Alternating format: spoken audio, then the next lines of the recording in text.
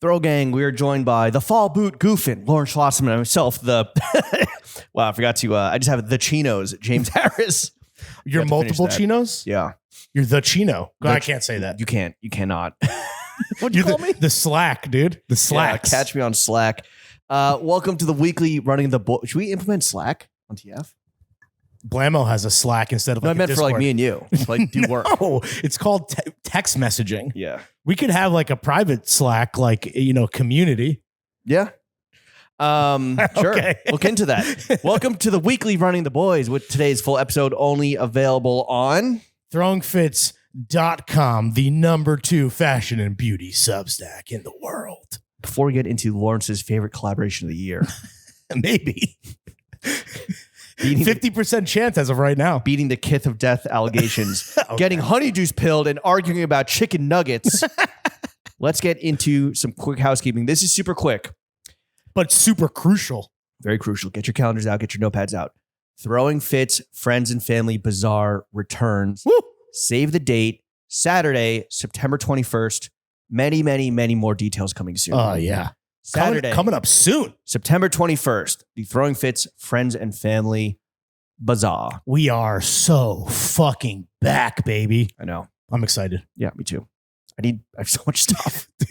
The package came from Amazon and I'm like looking at it. It's like, looks like a tarp, like wrapped up. I'm like, Jenna, what the fuck is this? She's like, those are gigantic bags for handles because you need to start fucking getting your gear together. Nice. For the greatest shopping event of the fall. Yeah, I'm binned up right now. New York City. Yes. Okay. Yes. Other details in New York City. But save the date, September 21st. Throwing Fits Friends and Family Bazaar. Fit check, drink check time. Larry. I guess I'll go first since I'm fall boot goofing. Dude, broke out the camions today. Again, just another reason we're so fucking back. Yeah. It is beautiful out today. Yeah, perfect day. It was, shorts and hoodie weather. Yeah, it really is. This morning, Yeah. when I wanted to buy some oat milk because I'm pro seed oils. The more seed oils, the better, in my opinion. Sure. TF pod shorts, the latest tiger stripe blue camos with the fucking Arlagache workshop hoodie. This is a little morning fit check for you. Oh, but I was going to say, what's happening again, right now? that shorts and hoodie window is shrinking every fucking year. So like when you have it, I mean, I'm going to start waking up early just to experience like shorts and hoodie weather outside before I would even normally go outside. Running an errand just to get a second little fit off. Just to feel something. You say shorts and hoodie weather. I say jeans and beater weather. Moving on up Pleaser. From the camions. Oh, sure. Right. We're doing that still. You don't beat your wife, do you? No, I get fucking beat, dude. Yeah, you do. Because I get out of line. And she doesn't want to have to tell me twice, you know? No, I saw we'll get into it. I saw you be a good husband. Oh, I am a good husband.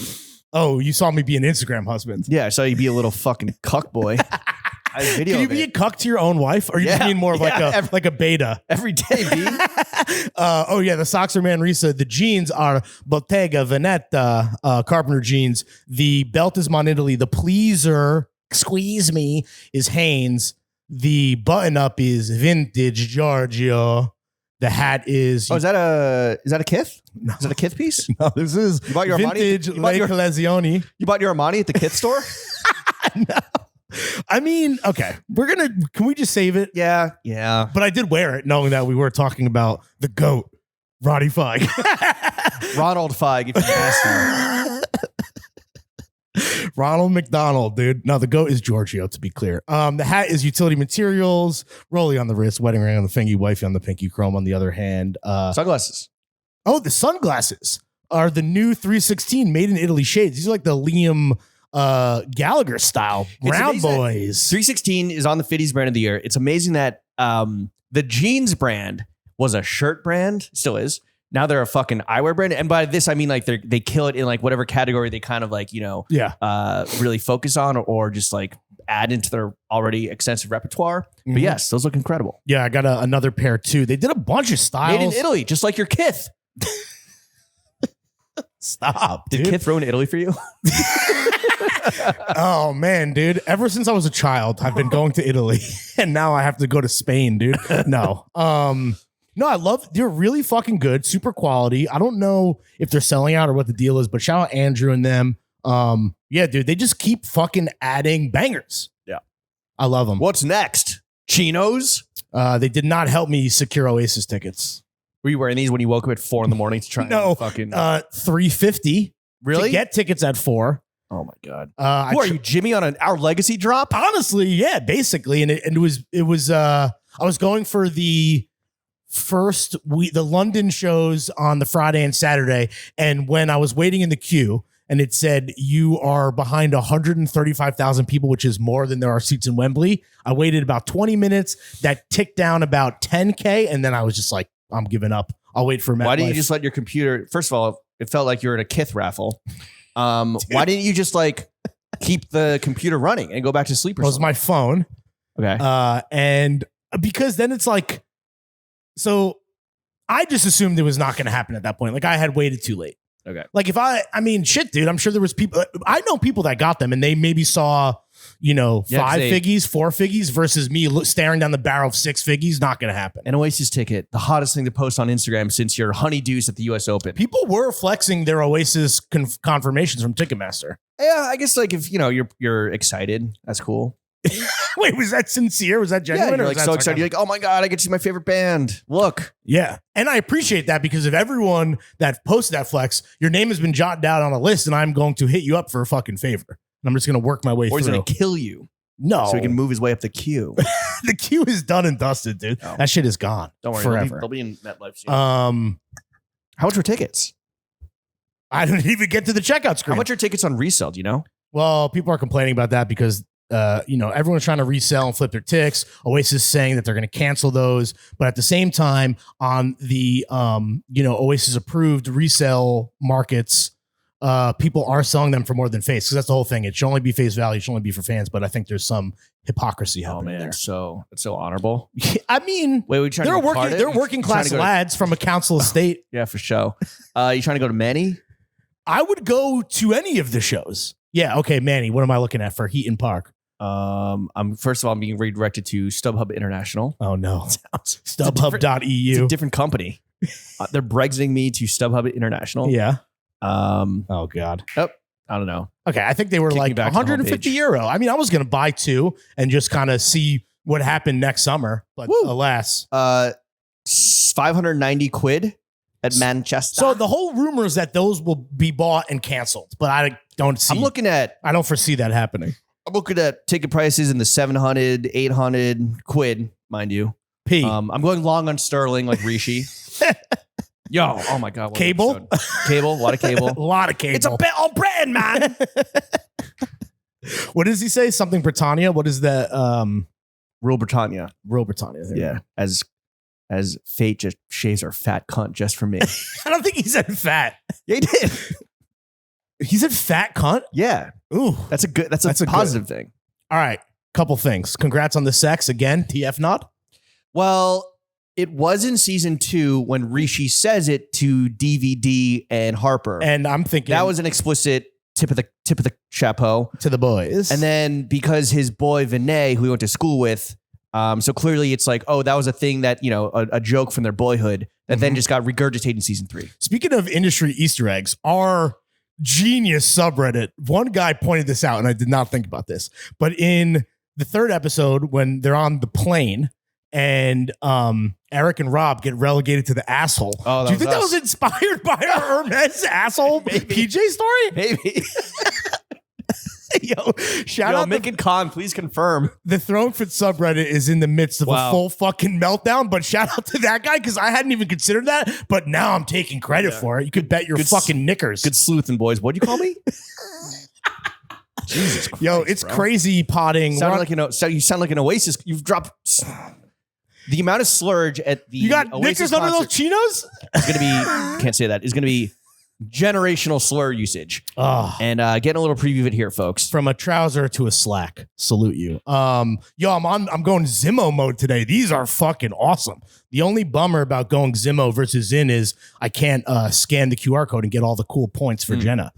These are fucking wet and juicy, dude. I highly recommend them to all my fellow nicotine addicts. The Celsius today was mango passion fruit. The Hydro Flask is Lower East Side's finest. And let's kick it over to Jimbo. All right. It's a soft boy fall. We're done with labor. So I'm wearing my Stofa open lace. You're a Tory is what you're saying. Yeah. The worm has turned. An open lace shoe from Stofa. Yes, May I interject, Jimbo? please. Are you going to go soft boy footwear in the fall? You know, yeah, because like, not to get all in the fucking weeds and shit, but I run very hot, and so I barely wore pants at all this summer, except on like very like cool nights or like special occasions, like the industry screening, or a wedding, and or a wedding. Soft boy footwear, really dainty footwear. I ended up not really liking the way it looked with shorts because like the sock is where it gets weird. So I ended up wearing like more like kind of like chunkier sneakers mainly. But with the onset of pants weather, yes, you will be seeing a lot more soft boy shoes from Jimbo. Starting today with the Stofa open lace shoes, a brown J.Crew sock that I believe I stole from their photo shoot. That's the best thing about being on photo shoots is free socks. Well, they're not free, but yeah, just stealing socks. It's free to me. There you go. Wait, so it's not free because somebody else paid for it, so then nothing's free, right? Well, you're not someone always pays. You're not supposed, if they bring a bunch of accessories and shit and like white tees, you're not supposed to take them. Like, what happens to worn socks though? Like a t-shirt, I kind of understand like it making its way. I don't know. They donate them to the interns. I don't know.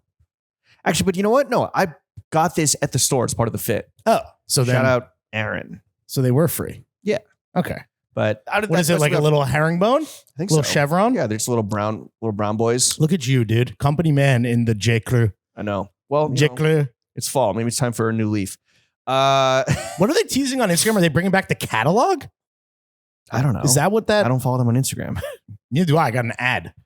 Okay. I mean, I will check the stats on our video and confirm actually, that we are the most viewed reel in recent J.Crew history. No, I've never told a lie in my life. I never will. I definitely follow J.Crew men's for sure. But there's something happening that's coming out tomorrow, and I think it seems like the catalog is back. Ooh, stay tuned for the J.Crew drop. Can we? Sure. We were on a call with someone many years ago. No, that's not true. A few months ago, and there was this guy. His big idea. I don't know if I should say it then, but it was like I don't think you should. Mail order catalogs in a nostalgia-driven society that yearns for tactile objects. Is the mail order catalog like something that more brands need to bring back and take advantage of? I don't think so. You won't be subscribing to a free Instagram Explore page that arrives in your mailbox. No, not at all. Okay, not at all. Gotcha. I don't know. When was the last time you looked at the catalog? Like, you still get catalogs these days. Yeah, you're right. Jenna gets a ton from like all the, honestly, I feel like there are already J.Crew catalogs. Maybe not to like the caliber or quality and art direction of like, the heyday of the 90s, but I feel like I get J.Crew catalogs already. Or maybe it's a seasonal catalog versus every month. Fucking flip through and like circle something and then call the number and put it in order. Yeah, I don't know. I mean, sounds like a tremendous waste of resources and paper. Yeah, I mean, fuck the planet. What are they? Sorry. So what are they fucking? I don't know. I think that's what are you so ready for the new J.Crew drop tomorrow? I'm just seeing them at the US Open. Oh no, I thought they were. It's not. I think it's not great. I think they're teasing what I think is a catalog is coming back. Okay. I don't know. Just an interesting pivot and something that a little worm was put into our ear about this. So it seems like a lot of people are maybe paying attention to the same thing, which is people want stuff for free. Yeah, want paper cuts. Which, oh shit. Where'd my band go? Oh, there it is. Okay, the pants are Vintage Banana Republic from Happy to report that we still have more views on our reel than their tennis reel, which the tennis action on that was challengers level bad, which is like why it was so distracting. Both the movie and the ad campaign for whatever the fuck they're selling. Are they putting paid behind the tennis reel? I don't know. Did it just drop? No. We're like the most popular reel of the year. I already said that. No, of the year, I feel like. Okay. Not even just of recent No, that's memory. not true. They had similar content that did bigger numbers than us. Okay, moving on though. Whatever. Who's keeping track? Exactly.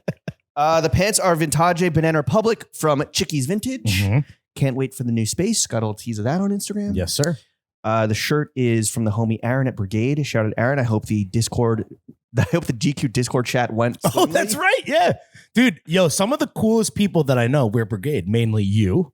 You, myself, but not even talking about me. And then Jenna has a little like baby tank from Brigade that she wears that looks fantastic. Shout out Aaron. Thank you for the stuff. So the coolest people you know are your coworker and your wife. Yeah, my two best friends. The two people that fucking treat me like the most absolute garbage. I keep coming back to. Well, the people that know you best, really. Yeah, true. And that know that I am worthy of nothing but garbage. The cuff bracelet is Jill Sonder. The ring is maiden name. Big R.I.P. Yeah. to maiden name. Onwards and upwards. Gone but not forgotten. Bottega ring. The Band-Aid is from Band-Aid. The bandage is from Band-Aid, which is the brand name. I had a little jawnz-related injury this morning where I'm wearing these shoes and I accidentally, when I fucking shoehorned my heel into these stofas, it brought like a lot of the loose threads on the back of here in with it.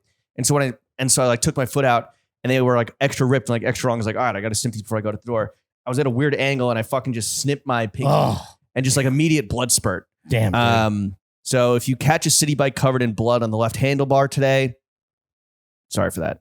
Damn. I have two thoughts here. One is that I am now fully Citi Bike pilled. I get it. 100%. You're becoming me very slowly but surely. What else? Tennis. Not playing it. Yeah, but like loving it. I was already a fan of the sport as a jock. But okay, what else? You need at least three things: Citi Bikes, tennis. You love Kith now. I've always loved Kith. You've always been a staunch Kith supporter. Yeah, bro. Who do you think got Ronnie on Fashion Bros? Keep it turbo, homie. What's that? What the acronym that Kith stands for? No. What? No. Oh, Like keep it simple, stupid. okay. I get it. But for me, it's fully, I'm living the. So you learned how to ride a bike? Known how to ride a bike. I've just fallen back in love with the pedal assist e-bikes, whatever they're called. I get all the memes and the jokes about when you're on a Citi Bike and you're cruising, you are the main character of your own life. And not that I need any more reason to feel that way as a narcissist. I get it. And it was super fun. I was riding with Jen and my brother this weekend. It's just great. It is funny. Like you do feel like, you know, the shot of you, whether it's like a selfie or like your fucking pant, leg and shoe combination, you do feel like you're like, yo, this is gonna look fucking sick. And then anytime you look, you see someone else doing that, especially on like a bridge where there's like no car traffic. And that's when people take the chance to take content of their Citi Bike adventure. You're just like, what a fucking asshole. And then you realize that, oh yeah, I'm the asshole too. Have you, when you do your like signature pedal, footwear, pant, sometimes sock, depending on the openness of the shoe shot, that combo, have you ever like almost fucking bailed? Or are you pretty much an expert at that now? Nah, I almost got squeezed between an Amazon truck was driving and it was like kind of like slowly careening to the left. And I almost got like squished between like a car and an Amazon truck this morning or this afternoon. Damn, dude, they almost squished my boy. Yeah. The worst way to die is maybe getting squished. Like a bug. Like a fucking cartoon where like the Wile E. Coyote when the piano falls on him. Exactly. And then you come out and you have piano keys as your mouth. Well, there's your teeth. Oh my God. Okay. NSFW conversation happening right now. The worst way to die is dick sucking Ron. He's alive and well. Maybe not well. He's alive. Choked on a dick. No, at an old company he worked for, they had to shut down the building one day and send everybody home. Oh no. Because somebody, this was crazy. And I met him for lunch like afterwards and he's like, yo, I'm fucking rattled. Like I'm going home. Yeah. After we eat this Quiznos. That's how long ago it was. A woman, I think it was a woman, reached in and like got to try and catch the elevator on the closing door. Oh no. And like got halfway in and the elevator went up. No. And she didn't get squished, bro. She got smeared. Oh. Yeah. Even worse than even worse. She got smeared. Like some fucking creamed cheese. like some raspberry jelly. Oh man. Bad. That queen was cream cheesed. I queened myself. This kind of reminds me of a conversation I was having. I was debate this weekend. What is the best way to describe a child? What? If you had to, what's the best way? Like if you had to use one word to describe a child, what's the best? One word? Yeah, there is a right answer. Childlike. Alive. Oh, okay. Yeah, we were having a morbid conversation, made me think of that. My jawnz-related injury, going from schmear back to you. Yeah. Because I am a clown, I fucked myself in my ode to Gucci sleds. I wrote that if you get blisters wearing a pair of Gucci loafers, that's a you problem. Of course, I fucking tore the fuck out of both of my heels wearing my new square toe Tom Ford era pairs that I bought. I thought you sold those. Well, I bought two. One absolutely did not fit, sold on Instagram. This is, yeah. Second pair does fit, but needs to be stretched out and broken in. This is why the sockless guys, I really do not understand. This happened with socks, by the way. Oh, that's terrible. I know, dude. I know. I did to myself though. So what 90s? 90s are Gucci? Yeah, I mean that's when Tom Ford was there. I guess until the early 2000s. But yeah, they're fucking sick and they're pristine and they were shipped so fast from Japan from some conscientious, beautiful fellow John's enthusiast. But I'm so glad you didn't call him a chino. But you have to be half black. I don't know his fucking to be a chino. Isn't that a half black, half Asian person? No, that's a Blasian. Then why do you call Toro y Moi a slack? Huh? You originally made that joke about Toro y Moi. No, because you're like, I'm wearing the black chinos. And I said, oh, the Toro y Mois. Oh, chino is just like Chinese. Oh, you fucking dumb racist. I'm so dumb, I can't even be racist. Have you thought about that? Yeah. There it is. Oh, so it's like saying Chinaman or something. No, I'm saying Still in front of the paywall, I think. The sunglasses are Bottega Veneta. The boxers are Hanes. I just finished the Diet Pepsi, sipping on an Nalgene full of Lower East Side's finest. Please get these microplastics into my heart faster. Your hat. Drink check, fit check complete. Oh, I wasn't wearing it. Yeah, but what is it? It looks cool and old. Vintage Stussy from Pezze. When the homie was having a pop-up at Leisure Center. What does it say under Stussy? Is that like a location of a chapter? USCA. Well, asterisk USCA. And then what's that? Stussy Caps, the Z. I need to know what's going on with Stussy Caps. That's cool, dude. Yeah. That's such like a 90s, like, yo, dude, we're a streetwear brand. We don't got hats, we got caps with a Z. Yeah, bro. We got caps with a dollar. Wait, sign. what's Uskia? What? That's like is that like a chapter? US/CA. Oh, US. United States/California. That's not an I, that's a slash. Okay, cool. All right, got it. My man cannot read. No, I couldn't see, and then I thought you were making, because normally it would be like Stussy and then the chapter. And I'm like, where's Uskia? Tell me more. Is that in Italy? They got a Stussy store there? That's where Ronnie's from. All right. Fit check, drink check complete. Let's get into it. Lawrence, the collaboration that was specifically made for you. All right. Why? Kith Armani. Why was it made for me? Well, must check every box for you.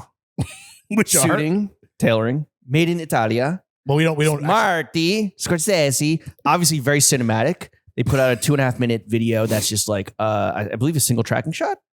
I think no, there is a cut. There's a cut with the mirror, but I don't. Yeah, okay. I wasn't honestly paying that close attention. I was trying to see more gear than actually the content of the Marty's daughter is a TikTok superstar.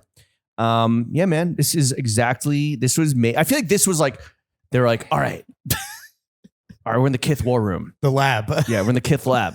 The laboratory. Ever since I was a kid, I was in a war room. And this is the customer, and they throw up a fucking photo of your fucking face on the wall. And they're like, how are we going to impress this guy? Well, first of all, I don't know if it's made in Italy.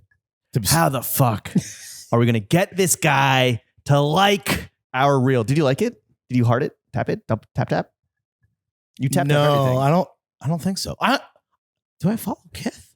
I follow Ronnie. I liked his when he did his whole like ever since I was a child, I wanted to present Giorgio Armani with a book about a collaboration that we could one day have about the archetypes of his brand. Yeah. I like that. Because I respect. Can we talk about that for a second? Because you're like, you know what? Like Ronnie must have fucking won this guy over Giorgio Armani, because technically it is the first ever collaboration with Giorgio Armani proper, not Emporio Armani. Mainline. Yeah. Emporio has collabed with CP. That was the first ever of any Armani subline. And then obviously OL did it with Emporio as well. Yes. And then this is the first ever with Giorgio Armani proper, formerly known as Le Collezione. They don't really, honestly, you know what? That doesn't leave me and you many Armani brands left to collaborate with. Exchange. Yeah. And then honestly, there's an Armani. There's a tennis player that wears Armani. I think it's EA7 or something like that. Oh, really? Yeah, something like that. I would love to me and you bring back like Armani jeans in a cool way with a little capsule collection. Okay, yeah, we'll definitely start making a book, brother. Maybe somebody listens. Someone at Armani definitely listens to this show. Okay. I don't even know where to begin with this, because yes, it was made specifically for you. The marketing is targeted specifically at you. I feel like this video was no one else has seen it. It's just been one thing that has just been ported onto your Instagram. This is the marketing that Kith always does. Just now we're adding one of my favorite designers and a lot of people's go and directors. Oh, right. Well, no, they've had, because they have, okay, maybe not directors, but they've used Adrian Brody. They've used Jerry Seinfeld. They've used fucking Fucking, I'm saying, but this is your guy. This is fucking Marty, bro. he's not my favorite director. Who's your favorite director? All time or currently alive? The Source. What's your movie? Sorcerer? Sorcerer. That's William Friedkin, who is great, but I think pound for pound, Marty has better movies. No, I think the best director of all time is Stanley Kubrick. Then my favorite living director is Paul Thomas Anderson. All right. Well, when is PTA going to collab with Kith? Or just be the face of, I don't know, fucking Transformers, Kith? Whatever is coming up next after Armani. I don't know. All right, we did Power Rangers. We did Transformers. We did The Simpsons. We did... Yo, who else have they done? We did X-Men. We got to do Armani. Was the Simpsons collab? Did that speak Did to that you? exist? You could say, yo, that's the next game we're going to play. Okay. I'm gonna come up with 5 real and 5 fake Kith collabs and log lines, and you have to guess. All right. Let's get into this actual collaboration. Ronald going for it. Undeniably just fucking going for it. Throwing all his weight and his money and his resources into like what is arguably, you have to respect the fact that they were able to pull this off. Okay? Yeah. We've seen a little bit of the clothing. We've seen the marketing and it's like fun and kind of wink wink and tongue in cheek. There's 4 archetypes. There's the artist, the traveler, the entertainer, the entrepreneur. We've met the artist. It is Marty. Mm-hmm. We've yet to meet the traveler who, what's to do with the traveler? All right. The traveler is a citizen of the world. His life is summed up in one mantra: be a traveler, not a tourist.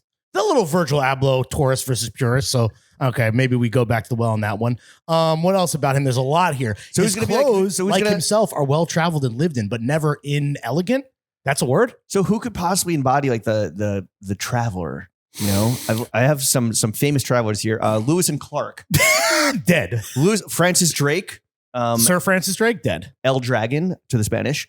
Charles Darwin, Marco Polo. What about somebody who's Amelia alive? Earhart? Rick Steves. Okay. Do you think it's more likely to be Richard? Bourdain, bro. They're gonna exhume Bourdain's corpse. More likely that the traveler is Elon Musk or Richard Branson. Well, for the entrepreneur? No, for the traveler, because they're traveling to space. Well, I think the entrepreneur could be like an Elon Musk. I think it's going to be like a Greg Una. It's going to be, maybe Teddy. Teddy Santis, right? That's in the family. Okay, so the traveler could be a bunch of dead guys. What about the entertainer? Cedric, obviously. Yeah, if it's not Cedric the entertainer as the entertainer, I'm gonna be fucking mad. Yeah, I'm gonna need a 56 short jacket. They're all gonna be. This is the marquee collab for Kith this year. They're definitely gonna get an A-lister for all these. I don't think Dave Chappelle or like entertainer Chappelle. That makes sense. The Marty thing makes sense. They're gonna have drop crotch Armani. Have you ever seen the Marty short documentary on Giorgio from 19? No, but it's on YouTube. No, 90. Made in Milan. It is, and honestly, it's awesome. It's super quick. It's fascinating. Yeah, I mean, I think that. So here's the thing: the video itself was like pretty entertaining and was effective in capturing Martin Scorsese's signature like manic charisma. Yeah. And bushy eyebrows on that man. All right, here's the problem, right? At the end of the day, this is about the clothing, ironically enough, right? Who would have thunk it? Well, it isn't, is it? And based on the teaser with the artist, you see 2 fits. One is what Marty is wearing, and it is horrendous. Double-breasted baby shawl collar suit. That honestly, I wouldn't have minded if it was a more regular shawl. It looked kind of nice. And it could have been elegant. And I have to be that guy that shawl collars, traditionally, you want a single breasted, not a double. That's Kithing, where like whoever designed that, like, and maybe there's a vintage Giorgio reference that this applies to. That's not a double breasted jacket should not have a baby shawl collar. Not baby shawl, but what about just a regular shawl? No? Except they didn't do that. And even a regular shawl always looks better as single. With that said, he looks at a mannequin of a beautiful sweeping lapelled double-breasted, a 2x2 jacket, very interesting call, with jetted pockets, presumably ventless. I'm fucking with that all day. So that's 50%. That's not terrible. No, that's Hall of Fame numbers. And would you say that if we looked at any Kith collab, from The Simpsons to the Power Rangers to fucking Fruit Loops, Frosted Flakes, whatever, would you wear 50% of it? So we're already ahead of the curve is my point. We're already above average. We have a friend that a trusted source whose opinions we value that has seen it. And he said that it's actually, the collection's quite quite good.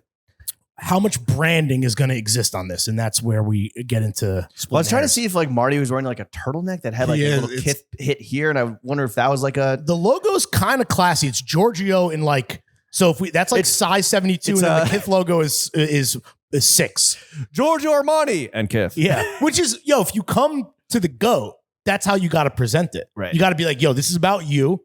Now, listen, are these suit jackets going to have Kith box logo, Oliver print lining? Probably. Pocket bags, etc. I don't know. You probably.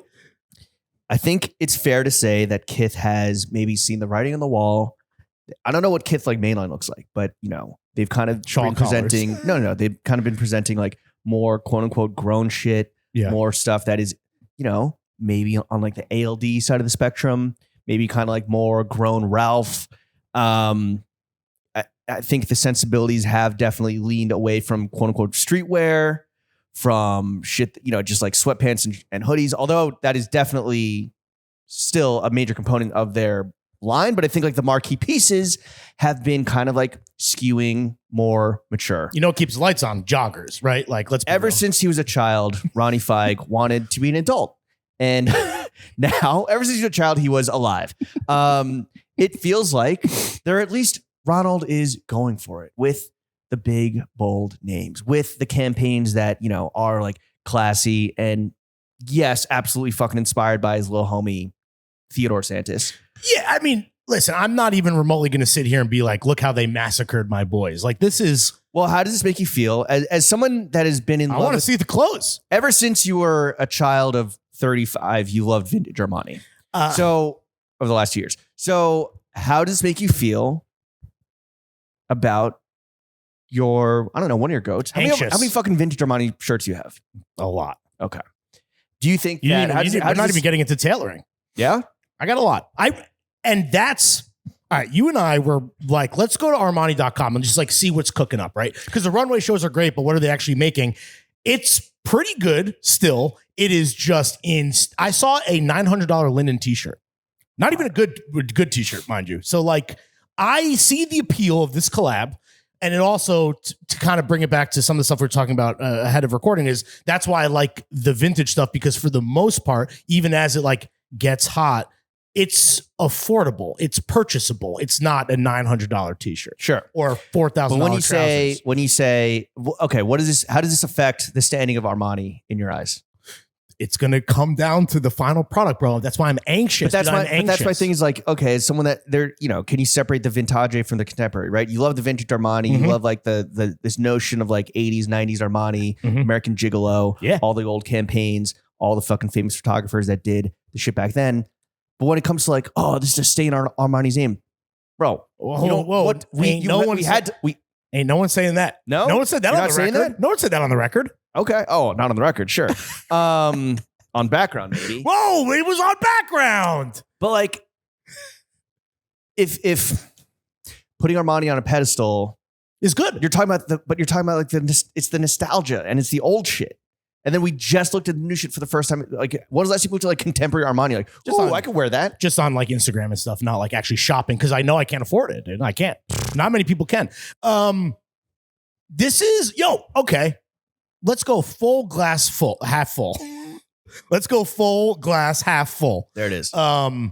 If this helps Giorgio's legacy develop with a whole new demographic and swath of people, great. Awesome. He deserves it. One of the best to ever do it, right?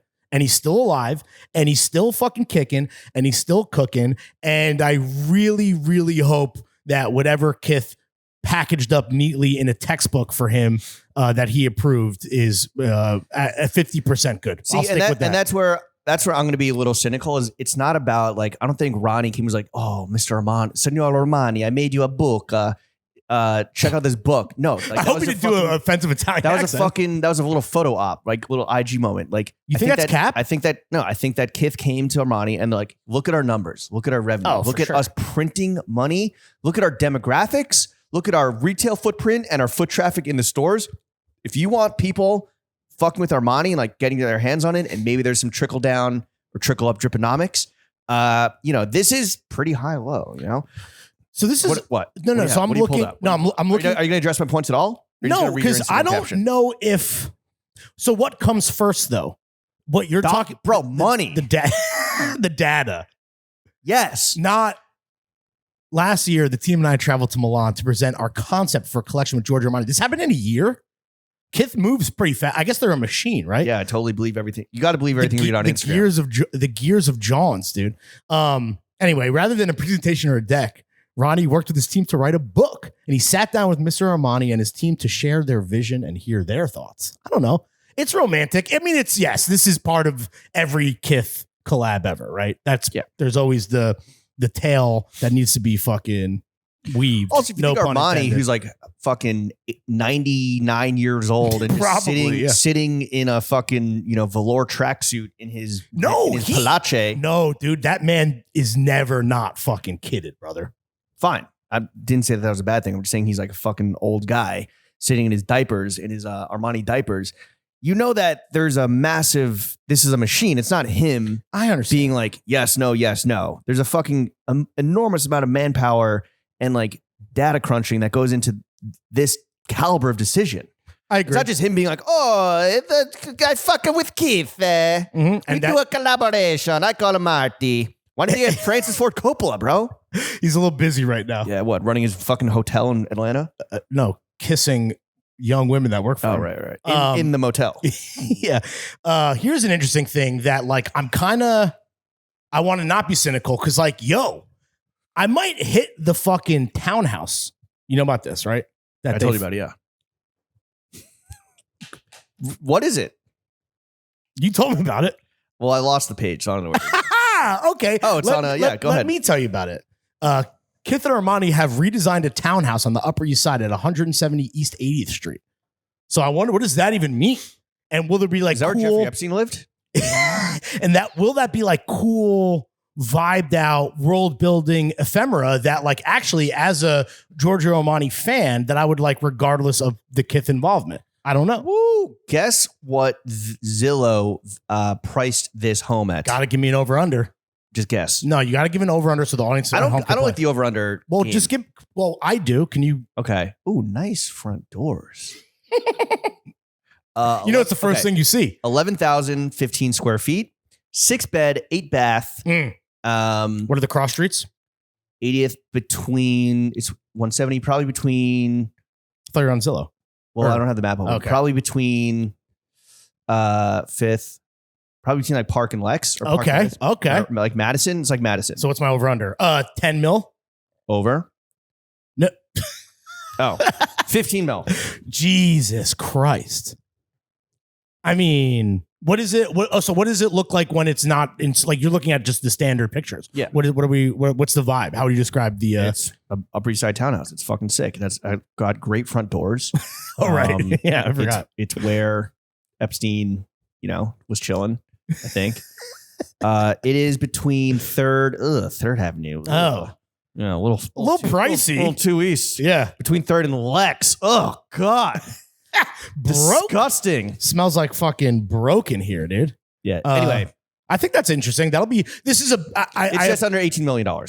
Huh? $17,995,000. Oh, I thought you said it's been on Zillow for 207 days. Damn, somebody needs a little price reduction. Yeah, dude, that shit needs to go on sale. Somebody needs to call Ryan Serhant and the Serhant team. We need that shit on sale for fall. Bro, maybe this is part of the collab. I like that he's pulling out all the stops, right? This whole install, the big ticket marketing, even though that is definitely part of Kith's DNA.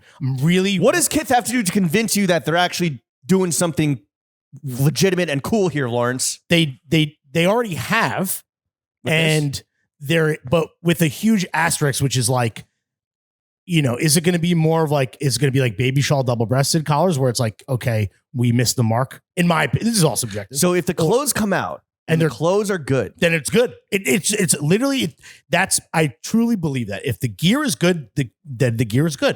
All right. If the clothes are good and I buy you a piece, you're going to have to end up wearing. Can I pick the piece? No. Oh, not everything is going to. Oh, so I can tell you everything I like and you will buy me a piece and I'll wear it? Yeah. Not necessarily. Because if you buy me a bad piece, why would I wear a bad piece? Not everything's going to be good. Request a tour of this townhouse? Yeah. Wait, can you? As early as today, it's 6:00 p.m. Should we request a tour during the pop-up? Yeah. them are buyers. We wear all vintage Giorgio. Does it come with the clothing? Does it come with the baby shawl? How many floors? I don't know. You said there's a sauna. You said shit. Mad floors. 1, 2, 3, 4, 5, 6. Whoa, dude. Wait. Is there a sex dungeon? And there's a roof.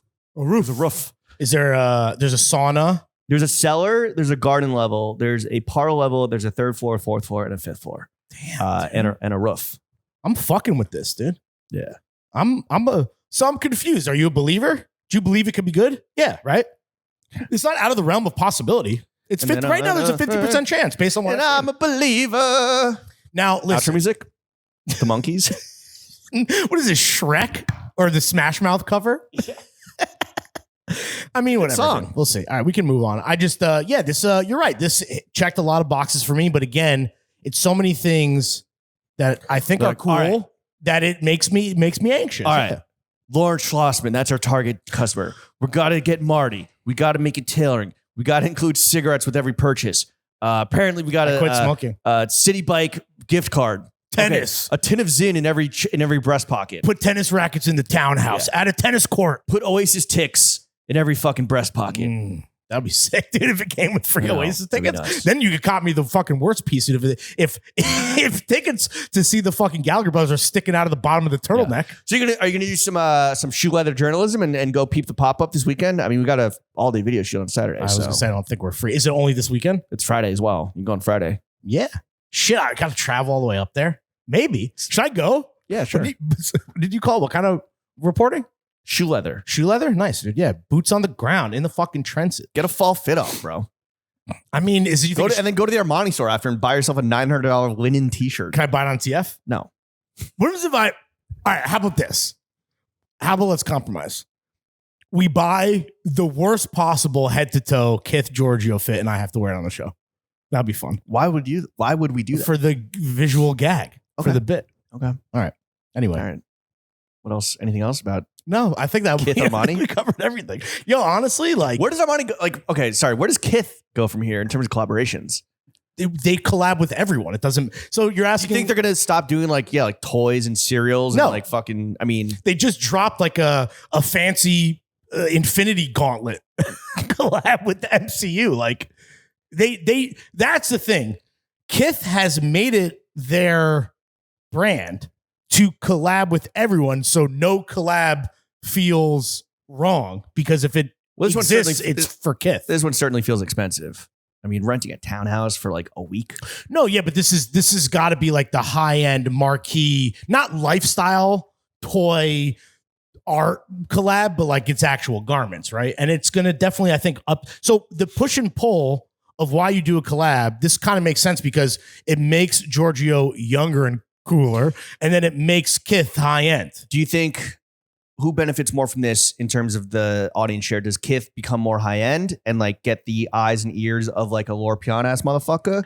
Or does Armani get the attention of a 40-year-old sneaker guy? The truth is that Armani benefits more, and I am not ashamed to admit that is what I believe to be the truth in my heart of hearts, truly. What's going to happen? Who's more relevant? What's going to happen when you start seeing guys in joggers and fucking a beautiful double-breasted vintage 90s Colazione jacket, an off-white Viten still wearing vintage Armani? These are the guys. They are your competitors. That's a PTA reference. When you start seeing these fuckos start wearing vintage Armani, is that going to bother you? They're not buying vintage. They're going to buy this. No, but these guys don't buy. Yo, you're telling me another dude wore this shit? I don't want it. Like, come on, dude. Those guys don't buy vintage. Come on, bro. Man. What? Another fucking guy wore this shirt? I don't want that shit. Yo, I saw Fabulous wearing this shit. Yo, can I buy that shirt saran wrapped off of a wall? No. Fabulous and Charles Oakley wearing this. These guys love resale, but they do not like vintage because vintage is gross and poor. That's not true. What about like rap tees? Okay. Do those guys even still wear rap tees? Or Vintage Supreme? Is Vintage Supreme a thing? Yeah, with brand new tags on StockX.com. No, but that's like this season. But like, what about like old, like, 90s Supreme? I think a lot of those collectors still have that shit dead stock. And if you're willing to pay for it, you can get it. Though I don't think those guys even like Supreme anymore. They like fucking Gucci, Louis, Bottega. It's like the whole fucking landscape has changed. Like we've said, the hype piece doesn't exist. Oh, actually, who deserves the most credit? You actually made a great point, and I want to piggyback off of that. You said that this is definitely like Teddy informing Ronnie a bit, right? In terms of like a collab that Ronnie could do that can make Kith feel a little more like grown up, but still like not completely outside of his demo, right? This collab with Armani, right? It makes Kith more ALD-ish, right? Yeah. Tailoring, etc. Trousers, whatever. You know who also deserves credit for, I think, pushing this is fucking Jerry Lorenzo and how Fear of God, not just because of the Xenia collabs, but how Fear of God, if you look at the lookbook, is like all like beautiful tailoring. Again, I don't think we know a lot of people that wear that like in our world, and it is very expensive, but I think that's got to inform it as well. Yeah. There's a little bit of sprinkling of Lorenzo in there. Be generous and be like, oh, well, Supreme using Laura Piana wools, right? For a minute now, maybe that was like the seed that germinated into this. I don't know. That's who to blame? No, not necessarily. No, I'm kidding. I want everyone to like be to everyone, no matter what your favorite kind of like genre or personal style is, like in terms of clothing, like you should always have like a good go-to suited and booted look. And I would hope that look was like tasteful and not like a suit from fucking Zara. Well, you know what Ronnie Feig always says, the more good taste in the world, the better. Oh, how dare you? What? That's my quote. Oh, is it?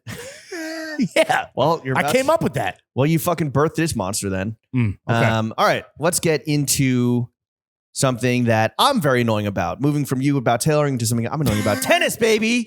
Welcome to the US Open. Your first experience at the fucking palm of sport or whatever. The sport we got to played go, with the palm we got of to the go hand. twice last week. Once on Monday, immediately after recording here.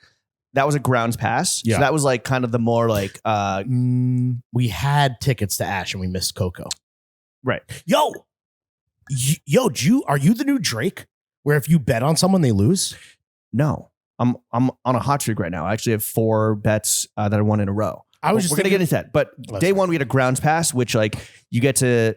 Okay, fine. Sorry, we had Ash, but then we got there just for the grounds portion where you can kind of like circulate around the outer courts. It's first come, first serve. You're seeing the lesser names. No pun intended. You're seeing the lesser names. We were serving looks. You're not seeing the Yannick Sinners and the COQODAQ. They're like in the Arthur Ashe, and then second tier Louis Armstrong, and then grandstand. Then we also got to go on Wednesday night where we actually got to go to Ashe. I think my first time seeing a match in Ashe. Oh, really? Oh, we got to do that together. How fucking beautiful. The grounds pass thing is like more kind of like everyman, where it's a lot cheaper, obviously. You have to kind of a fucking fight and scrap to see like, the underdogs. You're like waiting in line to get a non-assigned seat. Yeah. And like it's chaos. And that first day, and there's been a lot reported on this now, like in Wall Street Journal, Gallagher wrote about this, New York Times. The crowds have been record setting and everyone is a little like, yo, like what the fuck? It was completely and utterly overwhelming. We talked about this weeks ago. I talked about this where it's like tennis is the thing right now. Yes. Right? Like everyone's into it. Facts. And there's different reasons.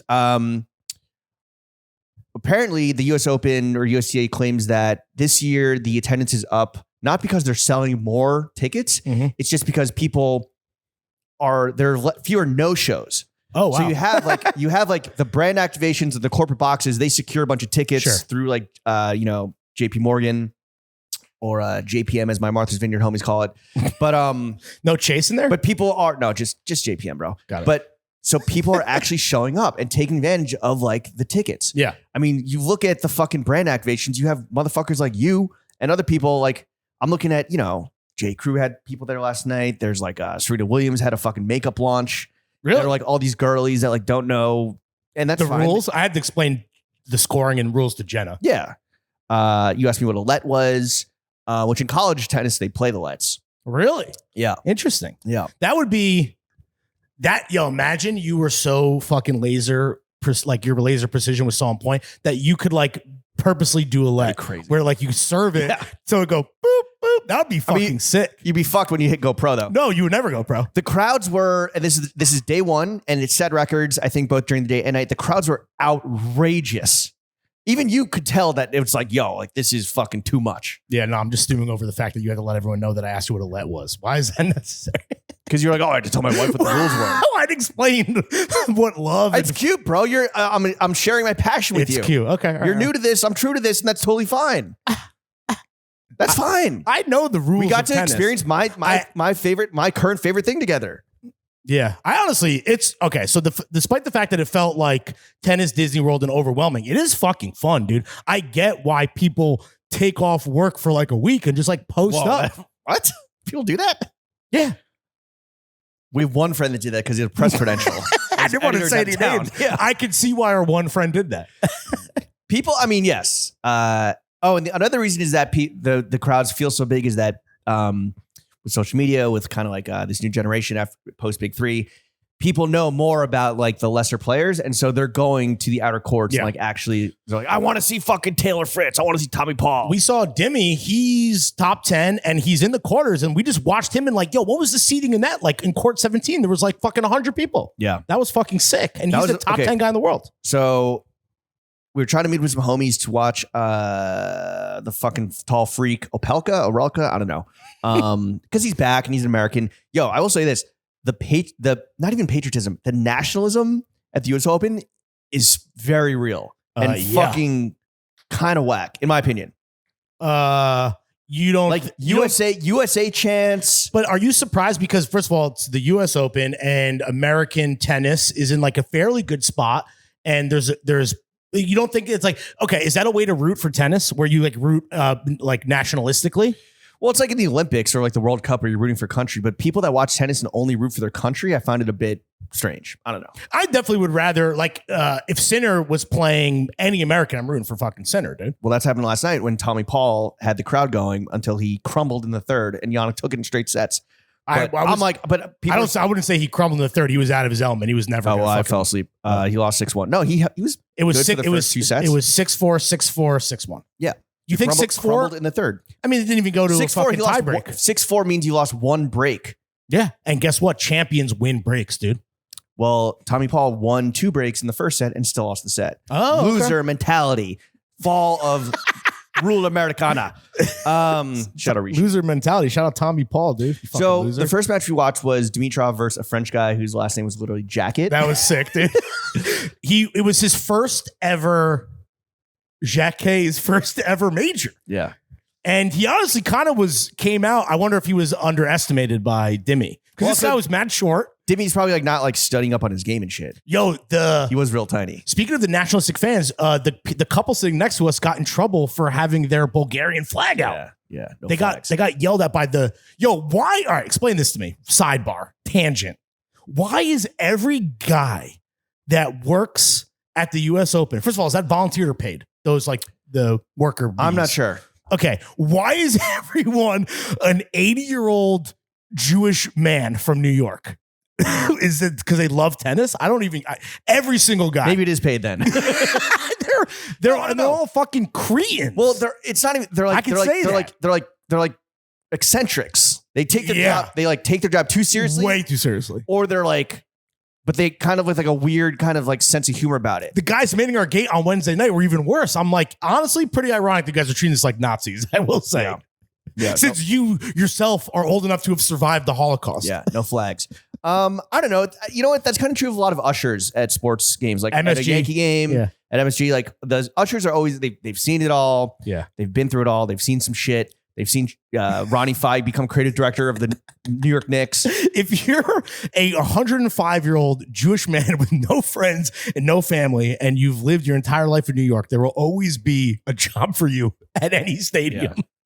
So I don't know. I mean, that's kind of they're part of the experience. I think. They're kooks, bro. The kooks. They're the fabric of this great city. They're one thread in the fabric of this great city. Yeah, just like Kith stitching it. Yo, can I say Scorsese's Armani turtleneck? I don't know what else you want to talk. Wait, amazing feature of the Dimitrov Jacquet match was the umpire is that fat fucking American who looks like Chris Christie who got in trouble. There was a big controversy because he blew a call so badly at the Cincinnati Open on a match point. Yeah. And he's like, yo, there's nothing I can do. Like, I can't review it. Last night we let the FUPA talk. Bro, I mean, this guy can like barely bend over, whatever, not body shaming, but he's like, he was wearing Ralph's largest chinos. Yeah, dude, that guy's a fucking slob, dude. That guy. Let me rub the fat out of my eyes. That guy's kind of like the Angel Hernandez of tennis. Okay. And so it was amazing that we got to see him. Like, he was our guy. Also, it was like 95 degrees. It was hot. This guy's wearing I could see him sweating from like across the court. He had FUPA stains on his chinos. Absolutely. Yeah, so that was Sweat our stains. the first match, and I think we watched like a set and a half. But eventually, Dimitri just took control. His fucking serve was out of control. He's playing good tennis. Yeah, he got over that little jack and hump, and he fucking is going for it. He could be in this. I could see him in the semis. I don't know who he's playing, but then the next match we went to, and honestly, the one guy that fucked up my 12-leg parlay, Holger Runa. I think it's Runa. People say Runa. I don't know. Runa. Holger Runa versus Brandon Nakashima. Let's go, Brandon. Let's go, Brandon. Although no one could really, everyone's like, come on, Brandon, because he couldn't yell, let's go, Brandon. Well, there were like some clear like JPM type motherfuckers that were screaming, let's go, Brandon, because the double entendre was not only not lost on them, but they were reveling in it. Yeah. Clearly. There's a guy that just kept going, America. And then at one point, Runa was just like, when he won a good point, he's like, it's an America guy. It was antagonistic. And the best part, I don't know if you want to like wrap up with like the best thing that we saw, but Runa basically had what I would say was tantamount to like a 75% of a meltdown.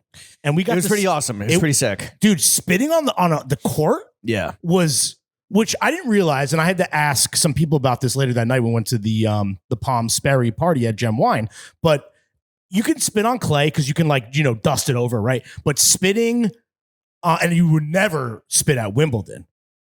Never. But at the U.S. Open, spitting on the hard court, that's very frowned upon. It was the doubles alley. I mean, the worst it does is like makes you slip on it. Unless you're changing over. Doesn't the court absorb that, right? So it's like, I mean, it's just like a hot fucking, not cement, but I don't know. It just like evaporates. So you're just like, I think you tried to like kick it with the shoe. Spitting, I don't know. I feel bad. I'm a spitter. Pause. Same. I feel bad spitting on the court, but like I'll do it at the back fence. I mean, it's disgusting, but like sometimes you just got to spit. That's different, dude. You're not at the U.S. Open and you're at a public court, I don't really know what the etiquette is around spitting, to be honest. I think it's super frowned upon. But I don't think that he was like spitting on like the bad call. I think he just had to spit.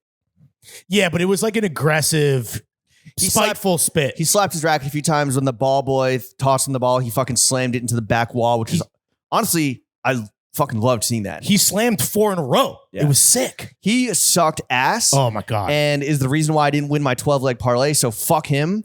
But that's what he gets for breaking with my boy, Patrick Mouratoglou. And also, shout out Brandon Nakashima, who honestly was he pickled that herring, dude. And in the FILA fit, didn't look too bad.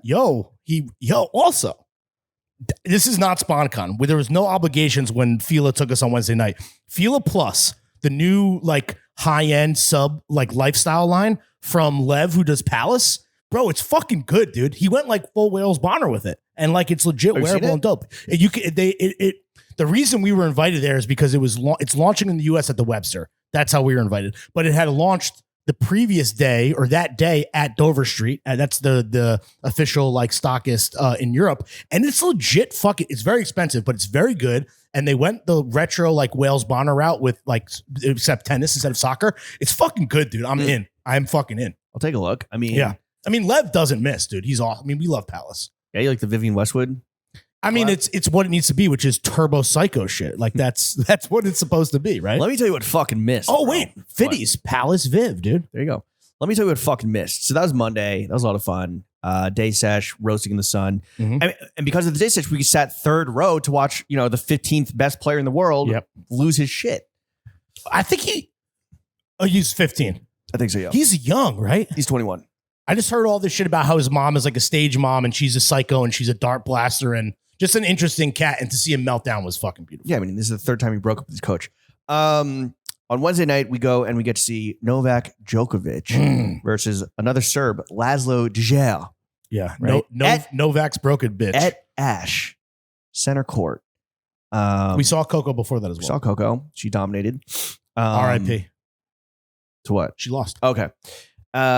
This was my first time in Ash, and we were with FILA, and we're in like the kind of like lower bowl, and so the food options were allegedly like A1. So let's start here. You just fart? Not a chair. Okay. I'd seen on Instagram that COQODAQ, this like high end Korean fried chicken spot where it's like, oh, you pay $150, you get a fucking caviar bump with your fried chicken at the restaurant. The restaurant is like a club vibe. We actually talk about it with this week's Friday Fiasco, Matt Rodbard. And if you also remember, it was the #1 restaurant for Prasan, who makes our shirts. He said that he's a fried chicken fiend. A Korean fried chicken fiend. And that was what he said was his favorite. It's It's a club vibe. It's the guys from Coat. Sounds like a lot of fun. Have not been.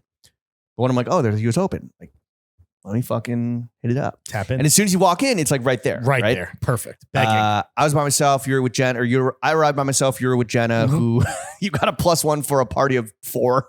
Yeah, I was How did you feel when you pulled up and it was like, whoa? I was like, who canceled? And we found out it was Paul Mescal. Yeah. Well, it didn't cancel, but didn't come together. Yeah. Which, yo, imagine it was me, you, and Paul Mescal. Nope, Fuck. it was me, you, and Jenna. No, but like, I know, dude. But just, I honestly would rather not know. Yeah. And like, and then when you know, you're like, well, fuck that, dude. Yeah. Fuck my wife. Fuck my wife. I'm trying to cozy up with Paul, dude. I'm trying to take IG pics of Paul. All right, the COQODAQ nuggets. I want to read off the prices because this was Yes. like, their whole fucking thing is like, oh, caviar bumps. And you can get That was you can bullshit. get black truffle shaved on it. And I will also say that at the US Open, it was strictly nuggets, where the full menu is obviously much larger and there is more proper bone-in fried chicken options. The nuggets are available at the restaurant. So I got the nuggets. I got an 8-piece for $36. Mm-hmm. And I legit was like, yo, I hope I don't run into Lawrence and he asked me for a nugget and to be like, nah, bro, nah, these are dude. $4 This a is piece. above your... Well, These are $4.50 a pop. It's funny because I wouldn't have asked because I got my own 8-piece and then Jenna got a 6-piece with 1 caviar and creme fraiche. For the gram. No, okay, let's continue. All right, I was not going to ask. The golden set, you can get the 24 karat option, which is a 6-piece chicken nuggets with Petrosian caviar, creme fraiche, and chives for $100. But that's if you do the whole spread that style, because you can get 1 nugget that way. You get black gold, 6-piece chicken nuggets with black truffle and truffle mayo. Ugh, $100. Sounds incredible. Yeah. This is just like, you know what? There's this whole fucking thing where people are grumbling about the prices of the tickets this year. The demand is higher than ever. The resale is insane. It is quite unfortunate that I know people that have gone for years that are just like, I can't afford to go this year. Oh yeah, I can see how there is like a US Open stan who's been totally priced out, and that is a bummer. Yeah, and because brands need to bring Paul Mescal, podcasters and their wives who are there to take pics and bump some caviar. But seeing the $100 chicken nuggets thing, I'm like, this is so fucking gross. This is such like you see like the F1 in Vegas prices or F1 in Miami where it's like $95 for a hot dog. I want to do some math. How much? Because I got the standard 8-piece. How much was that? You said 30? 36. So it's $4.50 a nugget. Okay. So yeah, okay. $4.50. Okay. All right. Why don't you do your review and then I'll do my review. Okay. 8 nuggets, fairly small nuggets. And these aren't like oysters where like the smaller they are, the sweeter they are. That's what she said. Too harsh of a fry. And the fry was like smooth. So it's rice flour. It's gluten-free. It's gluten-free fry. I think they were trying to go like chicken McNugget texture. Mm-hmm. Fine. For chicken McNugget prices and chicken McNugget sauces. The sauces were atrocious. Truly fucking gag inducing. Oh, man, the duality of man is about to come out. Okay, let me. I gotta try and remember this. It was honey mustard. We had a gochujang barbecue sauce. Yep. A honey mustard and a Parmesan black pepper. Mm-hmm. The gochujang barbecue way too fucking sweet, like cloyingly sweet, like tongue stuck to the roof of your mouth sweet. And you know that barbecue sauce is typically like a sweet sauce. Yeah, but this was like jam. This was like way too sweet. Okay, fair. And like just chemically, it tasted like chemicals. Okay. The honey mustard, I love honey mustard. I'm trying to remember. It was way too. It just kind of tastes like yellow mustard to me. It was pedestrian. I agree with you there. It like no honey. It wasn't like kind of. I mean, it didn't have like the sweet hot like mix. It was just like yellow mustard. Okay, It just tastes like mustard. okay. The Parmesan black pepper was disgusting. It was not that great. Truly fucking disgusting. Okay, not truly disgusting. I think but not good. of the 3, I would rank them probably in that order: barbecue sauce, honey mustard. Mhm. I didn't even like. I was just doing a nugget raw at the end. I was doing raw nuggets. You were raw dogging the COQODAQ? Yeah, and the nuggets themselves were this big, about the size of a fucking quarter, or like maybe like a silver dollar, half. You know how there's 2 McNugget shapes? Yeah, That is the shape of, I believe, the more circular of the McNuggets, not the boot. So I don't know, man, and like too harsh of a fry. I wouldn't call. I don't know how to describe it. Did it tear up the roof of your mouth? No, because it's almost like it was like in between like too light of a fry. It was It could have gone harder, like a fucking like chicken tender. It could have been like a Popeye's chicken tender, like a hard craggy fry, or like. But I think the nature of and the batter and how they're fried, it's not possible to get. Okay, well then change the fucking batter because those shits suck. Then it can't be gluten free and fancy. Well, those shits were fucking ass, bro. I immediately went and got a fucking Pat Frita steak sandwich. Pat LaFrida steak sandwich. You had 2 steak sandwiches that week. You got one with me on Monday too. Yeah, were those good? The one on Monday was really good. Oh shit! The one I got with you was really fucking fire. Might have been just hangry. No, it was really good. Like perfect amount of like meat paws with the bread, like good amount of peppers and like and really good bread. The one I got on Wednesday was pretty mid too. All right. I asked for extra peppers. Not enough meat. The bread was kind of like hard, and maybe it's because it was like later in the day, wasn't as fresh. But yeah, overall pretty disappointing. I do like that they had Birra Moretti. Oh yeah, baby. At Italy. Hell yeah. I do like that I was able to not get a Heineken and nor an Amstel Light and get a fucking Coors Light, which is, you know, slowly creeping my rankings of like shitty American domestics. As a fat motherfucker like that one referee we body shamed earlier, I also went to Italy after I had my nuggets, and you're right, they're not filling. You need to have like an 8-piece. You basically, it's kind of like a McNugget in that regard, where it's like I ate 60 on this podcast very easily. Like, so I went back to Italy. The Italy pasta was made fresh, dude. It was good. The pesto was good. The pizza, the cook wasn't that great. Obviously, they're trying to churn those out. They don't have the proper fucking oven. I get it. I actually really enjoyed the nuggets because, okay, the caviar novelty one that I bought, the Lucy for Jenna, that completely changed the economics of her 6-piece. No, not worth it. And I'm not even a caviar guy, but even if I was, I can't see that being anything more than an opportunity to flex on the gram. Yeah. Now, as a baby palate having truffle apologist, I can see myself liking that, but I can't say. But also, I just want to make one point. There's no such thing as a bad chicken nugget, right? Right. The floor is. But you're complaining because of the price. Like that nugget was not $4.50. I wouldn't have liked the nuggets. I wouldn't have liked the nuggets if it was $12 for 6. Really? I thought you said there's no bad chicken nugget. I would have. Okay, you just said that. They're at the floor. They're at the nugget floor. Okay, you like McNuggets are better. Yes. Okay. 1,000%. I love okay. Microwavable Dino Nuggets are better. No. Yeah. All right, keep going. What's your review? So my review is that when we just approach this, exactly what it is. So if the audience at home would like to close their eyes and just imagine a high-end fancy McNugget, exactly 1-for-1 with better ingredients, fresher chicken instead of pink slime, and fancy sauces, or what are attempting to be fancy sauces on the side. For me, it's exactly the value prop that was offered. Yes, we're getting extorted because it's a trendy food place. Yes, we're getting extorted because it's a trendy food place and also at a professional sporting event.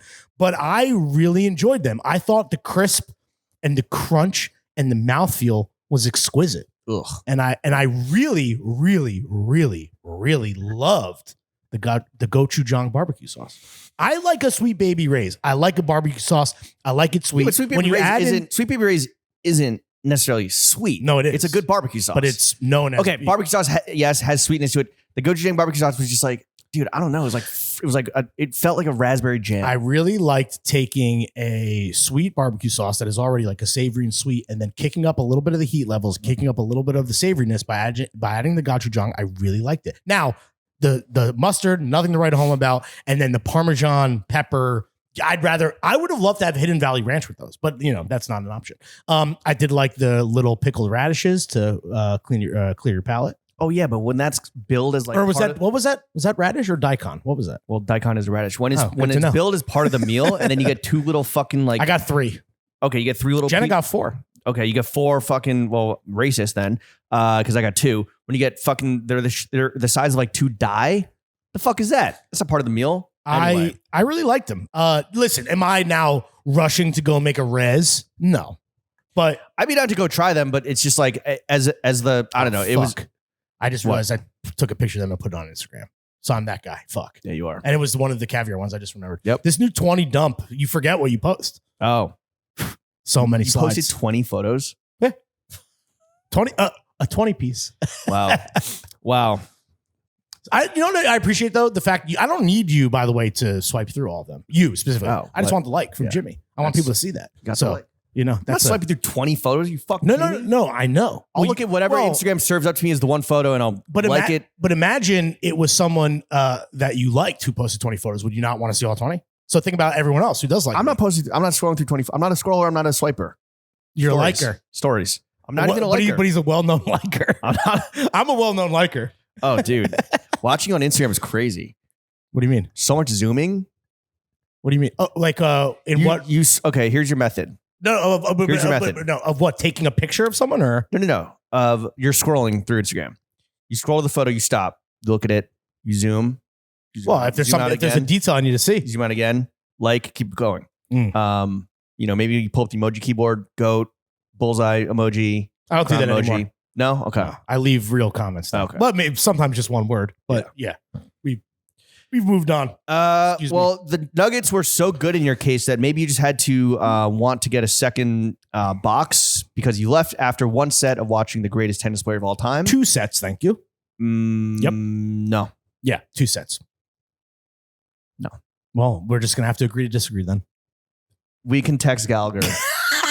A reporter. You left after one set. You watched the Coco golf match, which was 2 sets, and then you watched one set of Djokovic versus Laszlo. Yeah, maybe I knew that I'd rather wait a half hour for an Uber versus. I know it's only one set because Laszlo retired after like 1 or 2 games into the third set. Right, and maybe we watched the beginning of the second set, so not exactly one set, but not 2. All right. Well, so someone who was there, someone who was there that wasn't me made a comment like, "Oh my god, they left after one set." So, well, there's only it was Madeline, huh?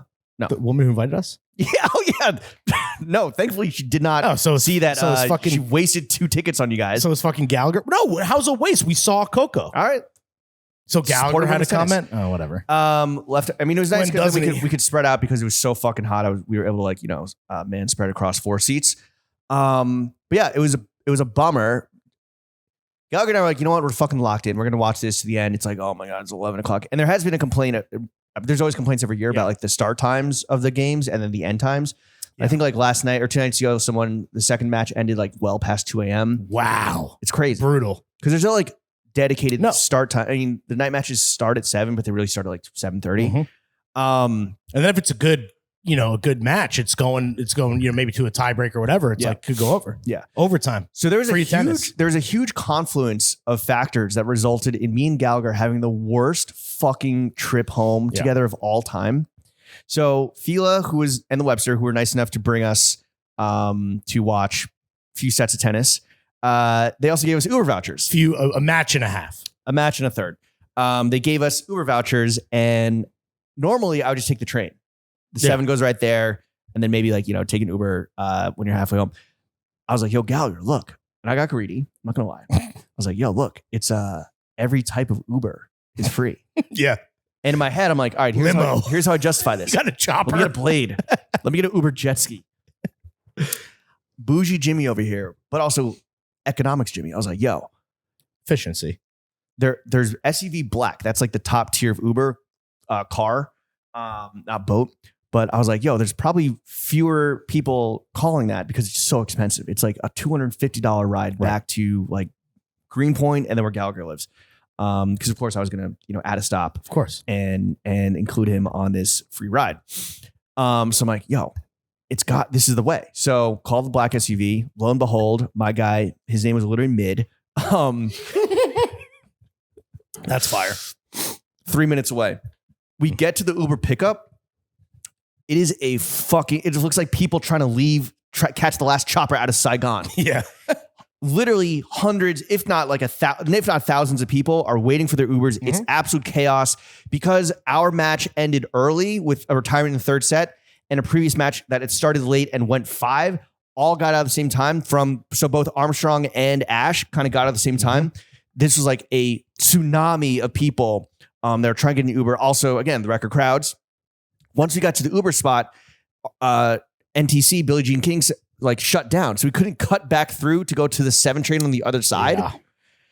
So we're watching the shit. And, I don't know if the Uber app is accurate or not. So it's 3 minutes, 9 minutes. People are fucking freaking out. There's, yelling at cops yelling at them.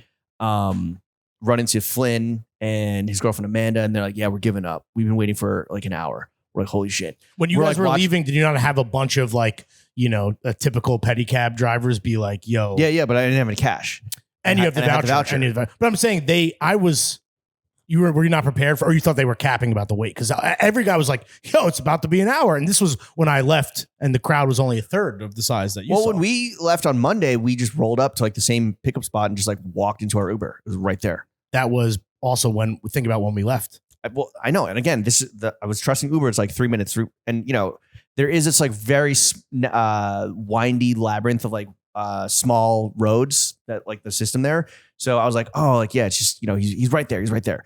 And all of a sudden he's like on the fucking LIE. Yeah. And then it's like 10 minutes and it's like 24 minutes. And I'm like, yo, what the fuck? End up canceling. Gallagher and I, it's like 12:30. We're so fucking torched from sitting in the sun all day. I have to wake up for a flight at like 6 a.m. the next day. Rough. We hoof it through like whatever fucking park Men in Black took place in. Yep. We hoof it like 25 minutes to 7. The world's borough. We hoof it past the ALD globe, the ALD lookbook. And I'm like, oh shit, yo, I can get an Uber here. So I call the Uber there. Again, black SUV. Mid fucking picks up again. Mid again. You can't escape mid. I can't if you're not James, escape mid. You can't escape mid. Immediately cancel his ass because like at this point I'm like, yo, I think this guy fucked up because like how do you end up on this side of Shea Stadium? Right. Did you Or try to Citi communicate Field? with mid? Not at that point. Okay. I actually did. I was like, yo, is there traffic again? He's like, yeah, I'll be right there. I was like, Would you say and that then his English was mid? no, his English was good. Okay. Why would you assume his English is mid? Because I heard from Gallagher that it was mid. Well, he wasn't communicating with him. Oh, I think he heard you trying to communicate with him. Oh, yeah. Okay, yeah. And it seems like the communication might have been mid. There's a bit of a communication breakdown, but he was trying to sell his services. Of course, Yeah. he's gonna fucking Oh, I got you. stretch Yeah. the truth a little bit. Anyway, we end up getting a fucking Uber Uber X, fucking What a waste of a voucher. Toyota Camry, $38 ride home, Ugh. waste of a voucher. It felt like a, call me a mid white boy because it was just me and a Gallagher in the car at 1 a.m. And yeah, that was my fucking end of my US Open because there's no way I'm getting tickets the second week with prices being the way they are. Yeah, and unfortunately, we were on track to have another gifted set to the semis, set of tickets rather, and unfortunately, we have an obligation that we cannot miss. When Jenna and I left, that crowd was definitely not as robust as yours, and we were very much warned by all of the people trying to sell us on cash drives, that like it was going to be a disaster. So we did the same. So here's what's weird about the voucher thing for me. It automatically went to black because I'm always on Uber X, which was weird to me. But we're like, okay, whatever, same thing. It's free. But after he went from our driver, it's like, again, 5 minutes, then it jumps up to 10. Once it hit 15, we canceled. And then, we just walked to another exit and just like picked it up like you were a pedestrian on an actual side street. The worst, I was like, Still got home late as fuck. I was like, yo, meet me at the Queens Museum. Meet me at the Denim Tears exhibition. But he's like, forget the time. There's no way mid knows what denim is. Uber's just capping what the time is, right? Yeah. It's like 6 minutes, but it's like, once his route was 6.5 miles away, it's like, all right, cancels. Let me ask you a hypothetical, or rather just get your opinion. Final point on the US Open. Knowing that your odyssey to get home was so brutal, would you have changed how much tennis you consumed to avoid that?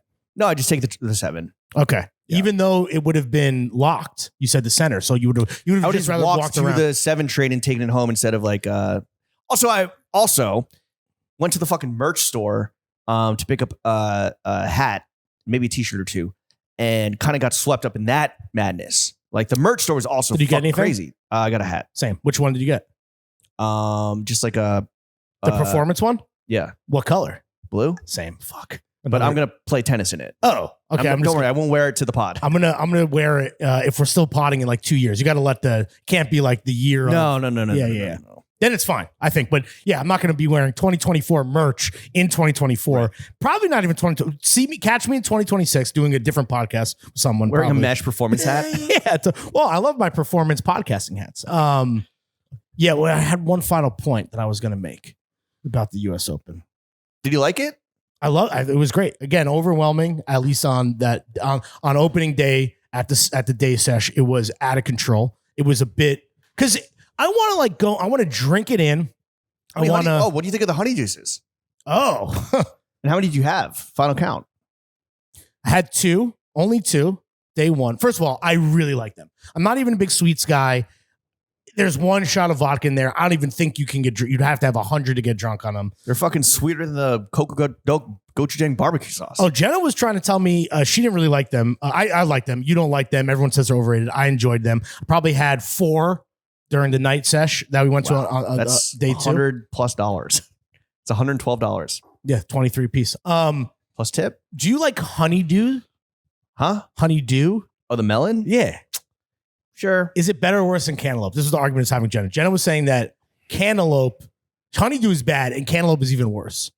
I think that cantaloupe is superior and I don't mind honeydew. But she said they were trash. I think you're more likely to get mid or bad honeydew. So I think on average cantaloupe's better, but I think a very sweet, very ripe honeydew is fire. From like the middle part. Not near the rind, in the middle of the fruit, near the seeds. That's like all the sugar is. But when you get a good bite, it's better than cantaloupe. Okay. And you didn't even want one honeydew just to be like, I'm here, let me get a deuce. I really don't. Too sweet? It's not even that. I'm just like, this is not worth the weight. This is not worth the money. Well, there's no weight because they sell them at every single location. They got to make them for you. It's not worth the money. But now I'm stuck with this fucking cup that I don't want. So I'm just going to like toss this cup. I took 2 home. Yeah, you're not going to use them ever. Yeah, but I have a lot. I have some like similar like branded merchy glasses. Sports cups? Yeah, like the Rangers cups. I have from the Masters. I have some Giants. Got some Rangers playoffs. Which you got. All right. Well, you got commemorative cups in your pantry. Yes. You got movie posters on your wall. You really are a college freshman. Never grow up. I'm a merchandise kid. Oh, first of all my posters are high-end vintage rare and frame. Sure. And also, they're not just posters. I have a lot of different type of cinema sir, memorabilia. please don't crease this Boondock Saints poster. Nope. I did rewatch it recently. It fucking just rules. Dude. It's very camp. It's so fun. And Willem Dafoe is in all of his own product. That's what I realized by watching it back. I was like, holy shit. Right. No one had ever watched it. I think it ever clocked that before because it's not really a Venn diagram of Prada enjoyers and Boondock Saints. I love it's just one. I love the little gay twink that he fucks. That he calls the F word? Yes. Yeah. Classic homophobia classic. against your own. Yeah. Speaking of hating your own, no, I'm kidding. Last segment of the podcast. So I don't know about you, but I had a nice little Labor Day weekend on the Vineyard. I went to Martha's Vineyard. Yeah. First time. Highly recommend. First time, long time. Highly recommend Martha's Vineyard. I went in kind of like, knowing the stereotypes, kind of being a little like wary, already being sick of like, and then wary of the Hamptons. And I thought it was gonna be like that. I thought it was just like one town. You hear about like the Obamas are there. Yeah. You hear about like, I didn't know how many actually celebrities like do have places there. Who are the other big notables? I think John Hamm is like a guy there. Because he's from Boston. Woody Harrelson. I was on a flight with Maggie Gyllenhaal. I think Jakey also has a place there. Spike Lee is kind of like a fun, well-known local that's like lives like in a town, like not like hidden in the hills. He's like in a town. They got the hidden hills of Martha's Vineyard. Yeah. So Martha's Vineyard is a lot bigger than I thought. Oh, really? So it's an island. It's an island in like a system of islands called I think the Elizabeth Islands. Okay.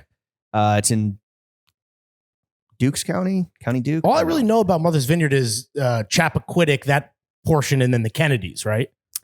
That's Kennebunkport. Oh, up in Maine. What's Chappa? Is the Kennedy? Wait, where did Ted kill the bitch in the car? I don't know. Anyway, keep talking. Look up where did Ted kill the bitch on Google. Where I was lucky enough to spend a weekend there, and I gotta say, bro, I was fucking charmed. Where did Ted Kennedy, Google the first search, kill Mary Jo? Where? Chappaquiddick. And where is that? Let's go. That's an island off of Martha's Vineyard. Okay. Sorry. We refer to it as Chappie. Yeah. Wait, because Kennebunkport is in Rhode Island? Maine. That's like the family compound. Oh, okay. Anyway. But yeah, so that is like, that was a very like Massachusetts kind of like, waspy thing where it's like, oh yes, Chappie. Chappie. Chappie. They're not talking like that. There's another place that, it's called Cuddy and Chappie. Kid Cuddy and Chappie, the robot? The South African robot? Yeah. All right. Martha's Vineyard. Highly recommend. Incredibly charming, incredibly cute. This was like what I think the world that Ralph Lauren is trying to build in his head, like the world that wouldn't have him back in the fucking 70s or whatever, that were like, whatever reason, Judaism. This is the world that he like created, the American fantasy. This is where it is, bro. White Camelot. It was, or just Camelot. It made me feel like patriotic. Wait, like it made me believe in America. Was Ralph, because Ralph is a Hamptons guy, right? Montauk. But I think that the American fantasy of like, no white after Labor Day, gin and tonics at dusk, horses and grass stains and sun washed polos and stuff. The fantasy of making America great again. That exists in a lot of places. Here, I was like, whoa, this You're living in it. Truly that place. I was bowled over. Like in a good way. I don't have the small talk skills to kind of like operate in a place like that. You're not finishing your PhD in Paris. No. Careful. But yeah, I don't have like the small talk skills to like just exist in like a small town where, everyone talks to everyone. Mm-hmm. Like, or the patience for people. Like waiting in line to get a cappuccino. Well, it's like, no, waiting in line. And then you get to the front of the line and you have like a 5-minute conversation with the person. It's like, yo, order your shit and move. How's the service in the, Great. On the, what do they call it? The Vineyard? Martha's Vineyard. No, but like, what would they like? Are you going to the Vineyard? Like, what do they say? I don't know. I don't know. Okay. MV? You said Chappie. MV? I don't know. Okay. Marty's? Marty's Vineyard? Marty's Vinsky's? There is a Vineyard Vines there. I wanted to go. I wanted to go to the Mecca and fucking pay my respects. Right. But they're like, nah, everyone on Martha's Vineyard fucking hates Vineyard Vines. So what were the rich people wearing in your your I travels? definitely, they were like, all right, bring some like, it's going to get a little chilly at night. Bring some pants, bring some knits, bring some like, sweaters, whatever. I definitely got a little excited. I brought some boat shoes. I definitely got a little excited to like cosplay what I thought like, old waspy New England people would be wearing. Well. Look who's a Larry clone now. What? Oh, the Vinti Armani? The boat shoes. You guys like my gear hat? Were you wearing Gears of Johns? Were you wearing our legacy boat shoes, to be clear? Yeah. But yeah, I was like, let me do a little cosplay. I brought my Stofa cream spread collar knit. Cream. I brought these chinos. I brought some light wash jeans that I wore with the boat shoes. Oh, looking like a Ralph ad, dude. Bro, that's the thing though. I put this stuff on and like we went out to dinner one night. I was like, I look like a fucking poser. I look like a fucking tourist. Right. Because, and this is, you and I have talked about this a lot. It's like quiet luxury, like nouveau riche is the new rich shit. New dressing. Money. It's the Donald Trump. Donald Trump is what poor people think rich people are. Yes. Right. Facts. Quiet luxury is what fucking poor people think rich people do. Poor people on TikTok. Well, whatever. Fucking idiots. Yeah. Let's not call them poor. Let's not be classist. Right. We should not be classist. Now that one half of us has been to the Vineyard. Let's be just mean about their fucking IQ and sheep mentality. Whoa, hold on. Damn. Yeah. Too bad Vine doesn't still exist, because then you could do a real good pun on Vineyard Vines, but it's just TikTok. Anyway, Sorry. I don't know why I said that. That was weird. No, like the people that were there, and I will say this, it was a little more diverse than I would have given it credit for, just, with the assumptions of preconceived notions. It is big enough where I think like it's not only, like 1% or like top, 0.1%, whatever. There's some diversity there. It's fairly big. Yeah. They're a lot bigger than I thought. Like it's bigger than the Hamptons. So what are people wearing? People are wearing the shit that like you and I, it's like your bummy fits. Yeah. Like the shirts that I save to wear during tennis because they're just like thrashed or like not, cool, or just like the free swag that I've gotten that now like fit nicely and are very light. That's what people are wearing. They're wearing like old hoodies. They're wearing like shirts that they got from like running a 5K for charity. They're wearing like cooked open toe Birks. It's just like super functional, super comfortable, super worn in regular shit. I love that. And this is like what you see. And this is across like, this like pretty affluent place. So again, I think that I had this little like, ooh, I'm going to fucking, dress up all Tony and shit. Yeah. And ended up looking like a poser versus, and this is what we always say. And that is a trap that I always try to avoid, is like rich people or like rich swag is like, it's not driving a fucking Lambo like Rishi, right? No. That's the new money shit. Yeah. It's driving an old beat up Subaru from the 80s that has been in the family for like 40 years now. And if anything is like nice, like it's a Charvet shirt or Belgians, it's torched and it's cooked and it's there at your beach house to like wear to the beach. And that to me has always been like my old money dressing fantasy is like you have like the vacation home that has its own wardrobe that stays in the house that just gets passed down and cooked from generation to generation. And like, that's what makes it lived in and gives it personality, makes it cool. And a lot of guys that I went to college with where I was exposed to stuff like Barber jackets and even like Clark's Wallabies. It's like, these guys are wearing that, but it's like, it's my grandpa's destroyed version. Yeah. Maybe not the Wallabies, but even those are like cooked and fucked up and scuffed from, you know, basement parties and pre-games and, you know, tailgates, but it's like, it's not being precious with that stuff. It's wearing Belgians to the fucking beach. And that's, to me, that's cool. I don't know about Belgians, but Well, maybe that's just me. All right, Tom People Ripley. have done that before. Yeah, for sure. Tom Ripley. I want to shout out Ross from Martha's Vineyard. Recognized me and validated me in front of the homies. What was he wearing? Like a quarter zip. All I noticed is that we were like out on a porch waiting for food and a bee landed on his head and he was so unfazed. And I'm like, this guy either doesn't know there's a bee on his face or he's like mad cool. Yeah, he's so rich, his health insurance doesn't even bother him. Exactly, bro. Yo, I also got to shout out my new favorite potato chip Okay, here we brand. go. Here's real journalism. Let's get into Also, it. the food, by the way, was fucking fantastic. Smoked tuna jerky. How's that? Tuna jerky? Incredible. I like tuna. I could fuck with that. Incredible. Good for you, I'm sure, right? Yeah, doesn't keep as long as like beef jerky, but like tuna, yo, because it's fish. tuna jerky, gas. Have you never had? I'm trying to think. Like, there's a fancy bodega by me that has like all these like alternative. I think they're like vegan jerkies, which I've never tried, but yeah, sound pretty bad. Okay, Tough. new top potato chip for several reasons. Fox Family Potato Chips Incorporated from Maine. Potato chips that taste the way Mother Nature intended. Although I don't think Mother Nature intended us to fry potatoes and bag them. First of all right, this is crucial. The bag filled to the tippy top with potato chips. You never see that. Nah, you never see that. Shit's moving different on the Vineyard, dude. And well, these are from Maine. And I looked up why, like, you know, you do have to have the bag in there because it's nitrous gas. So one, that's what Kanye loves potato chips. Hey, yo, Fox Family, it's I'm on the nitrous. Two, my man's just huffing bags. It provides protection, so like the chips don't get like shattered, and it keeps them a little fresher. Oh, okay. And more shelf stable. But these were filled to the tippy fucking top. They were like, some of them were like burnt or like really nicely charred. Dude, it's like well done. It's like the well done Cheez-Its, dude. Yeah. Fuck yeah. I got the Salt and Vineyard. They were fucking incredible. How was the number one chip? They were dusted properly.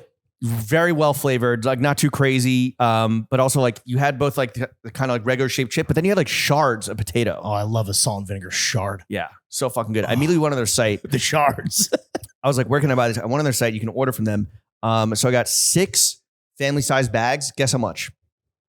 I don't know. 6? 6. Family size is like a party bag or not a party bag. That size. Okay.